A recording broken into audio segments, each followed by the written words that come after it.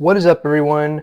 JS is here, and I'm here to tell you the top 5 things that I would recommend you do before you become a cuber. So what I mean by that is maybe you already know how to solve a Rubik's Cube, maybe you don't. In this video, I'm going to be giving you like my 5 pieces of advice that I wish I knew when I was a cuber. So the first one is going to be pretty obvious. You might hear this with everything. Never give up. But what's special about that with cubing is for those of you who already know how to solve a Rubik's Cube, think about a time when you didn't know how to solve a Rubik's Cube. How you looked at the Rubik's Cube thinking, I will never be able to solve that thing. That thing is so difficult, the algorithms are so long, I'm not capable of memorizing all that. Then look at a cube like a Megamix or a 4x4 or a Square One, something that represents a completely new challenge that you never thought you would have to do. So what I mean by that is with every cube that you get, there's going to be a new level of difficulty. So whether it be going from a 2x2 to a 3x3, or a 3x3 to a 4x4, 4 to 5, 5 to 6, everything after a 6x6 is pretty much solved the exact same, so I'll stop there. But then there's things like the Scube and the Megamix, which are completely different puzzles from the n by n by n's. Just like the n by n by n's, they're going to present a huge new challenge that you have never seen before, and it's going to feel impossible to get it right. But as long as you don't give up, you will be successful.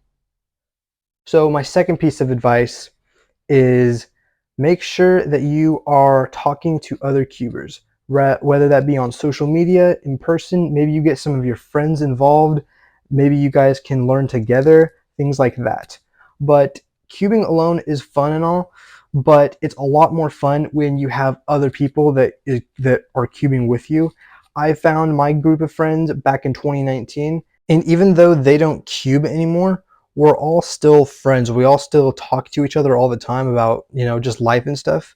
Not everything has to be about cubing, but it's just generally a good idea, and I would highly recommend that you find some cuber friends or just some people that understand the Rubik's Cube enough for you to talk about and share experiences with.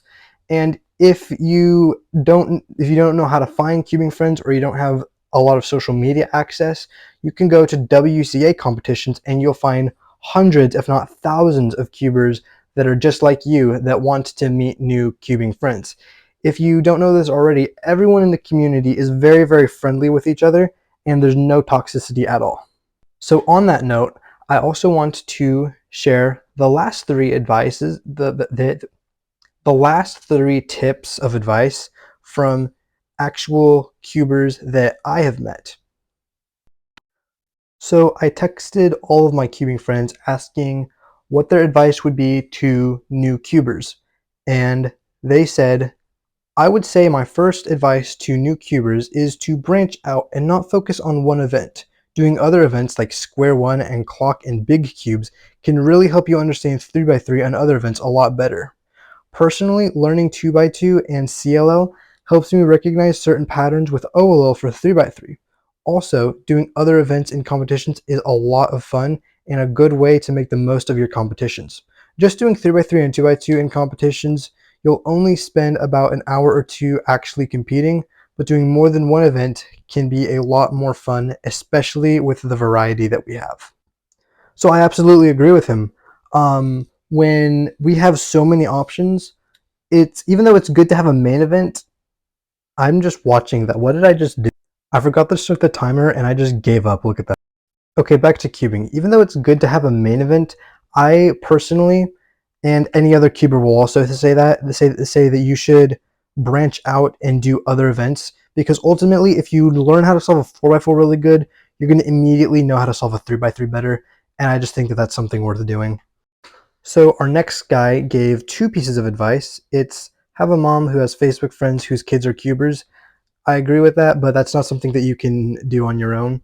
So he also gave us, if you have the opportunity, go to as many competitions as possible, because you can meet tons of new cubers. And I agree with that, because I've met so many cubers. I feel like every time I go to a competition, I meet someone new, and that's just kind of interesting to me. that there are like so many people in the cubing community just willing to make friends. Like, this is an amazing place to be. Competitions are amazing. So next we have the main advice I would give is to practice it bit by bit.